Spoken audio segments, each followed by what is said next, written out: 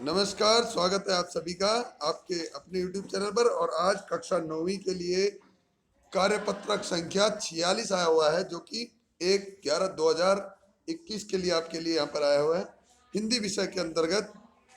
इसमें एक पुनरावृत्ति कार्यपत्रक गद्यांश को पढ़कर प्रश्नों के उत्तर दीजिए। पुनरावृत्ति यानी कि हम इसको पहले पढ़ चुके हैं, ठीक है, उसी को हम दोबारा पढ़ेंगे और उसी से संबंधित प्रश्नों के उत्तर देंगे। तो ध्यान से सुनिएगा सभी बच्चे, क्योंकि प्रश्नों के उत्तर में आप ही से जानना चाहूंगा, ठीक है। चलिए पढ़ते हैं कि झूरी काची के दोनों बैलों के नाम थे हीरा और मोती।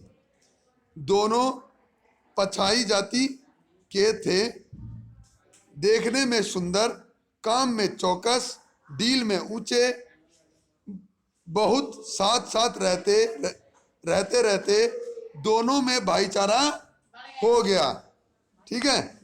दोनों आमने सामने या साथ बैठे हुए एक दूसरे से मूक भाषा में विचार विनिमय करते थे, ठीक है। क्या करते थे?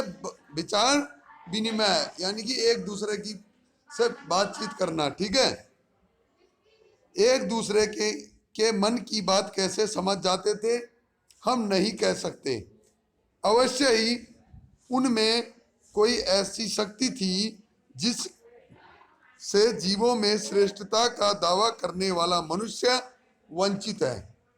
अब दोनों में बोले कैसी शक्ति थी कि बिना कहे एक दूसरे के मन की बात को समझ जाना।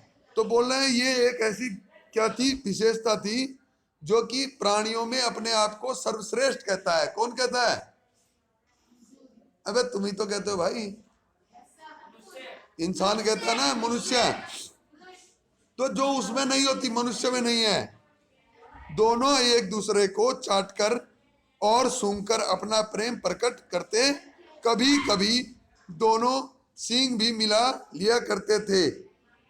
विग्रह के नाते से नहीं, विग्रह यानी अलग होने के नाते से नहीं, केवल विनोद के भाव से, आत्मीयता के भाव से। जैसे दोस्तों में घनिष्ठता होते ही धौल धप्पा होने लगता है, ठीक है।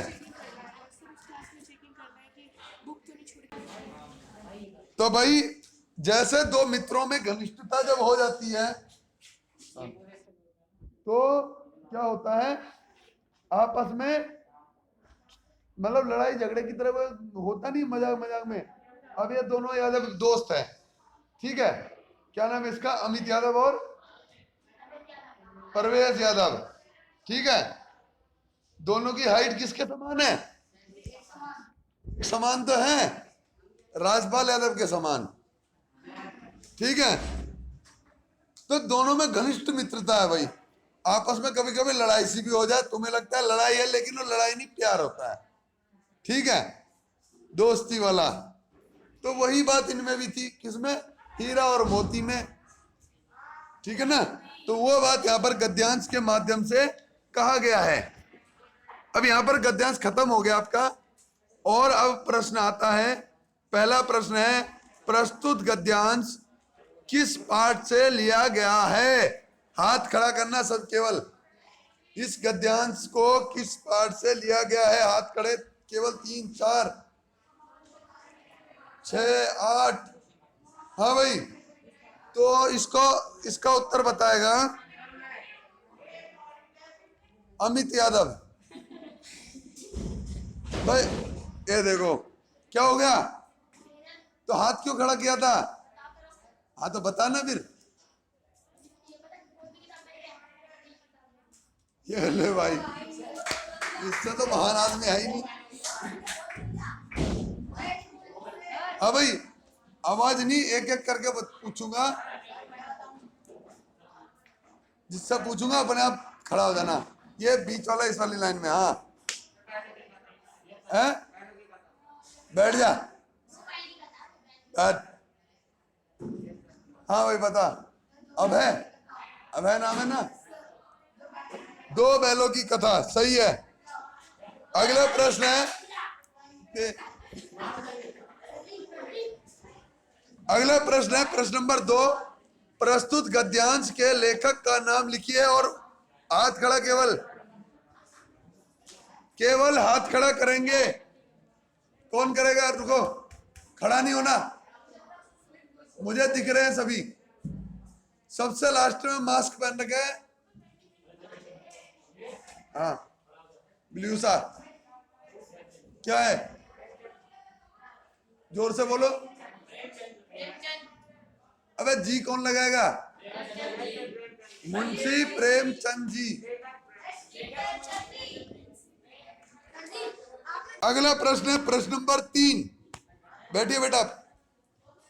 दोनों बैल देखने में कैसे थे? अब इसका उत्तर वही बताएगा जो हाथ खड़ा करेगा। तो इस वाले प्रश्न में कम हाथ खड़े हुए भाई। दोनों बैल देखने में कैसे थे, कैसे दिखते थे? 1 मिनट, क्या फायदा फिर? हाँ भाई, उधर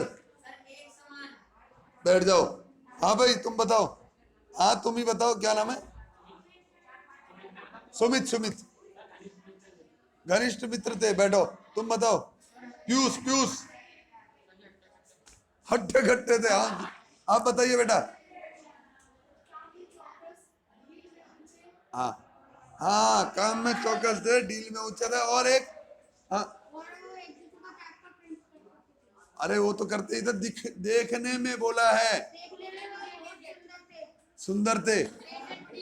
एक उसका वो भी बता दी, कौन सी उसके थे, नस्ल के थे, बताइए। पछाई जाति के थे, ये इंपॉर्टेंट है। हाँ क्या नाम बेटा आपका? सार्थक झा जी, बहुत बढ़िया, बैठिए, बहुत अच्छे। अगला प्रश्न है प्रश्न नंबर 4।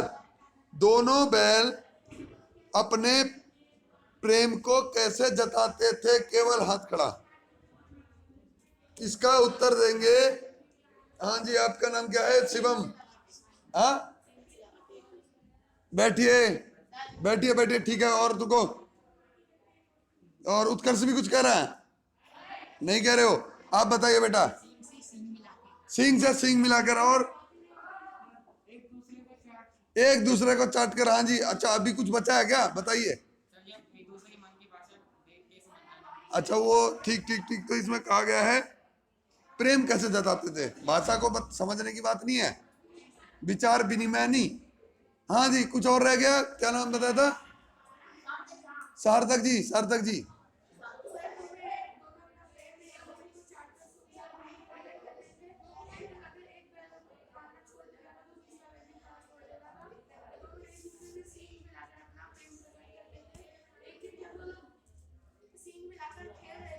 तेज बोलो।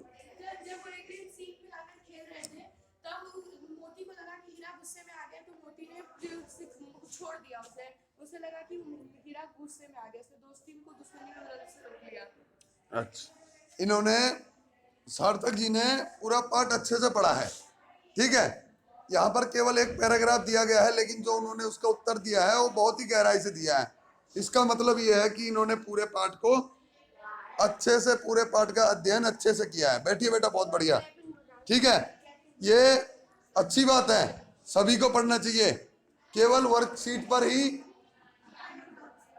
नहीं, वर्कशीट तो पढ़ने हैं, वैसे कवर हो चुका है तुम्हारा पूरा सिलेबस, ठीक है। लेकिन वर्कशीट आती है 1 दिन में, 3 दिन में, 4 दिन में, ठीक है।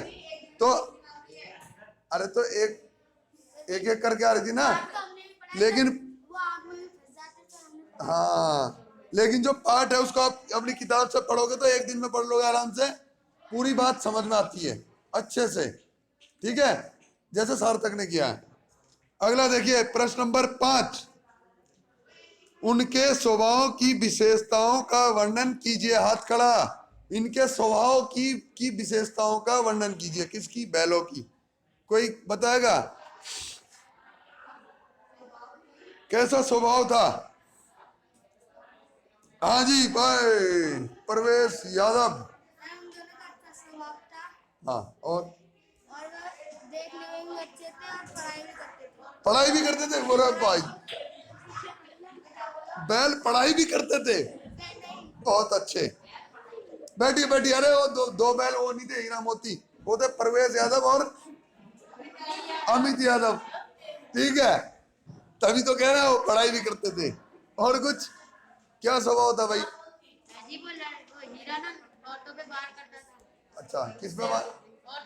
औरतों पे एक ये कहाँ से यार कहानियां कहाँ बना लेते हो तुम?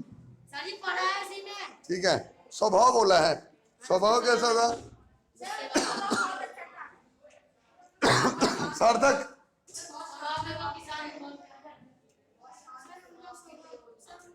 सर उनका स्वभाव बहुत अच्छा था, वे अपने मालिक से बहुत प्यार करते थे। ठीक है, बैठिए। शांत स्वभाव के थे, मेहनती थे, और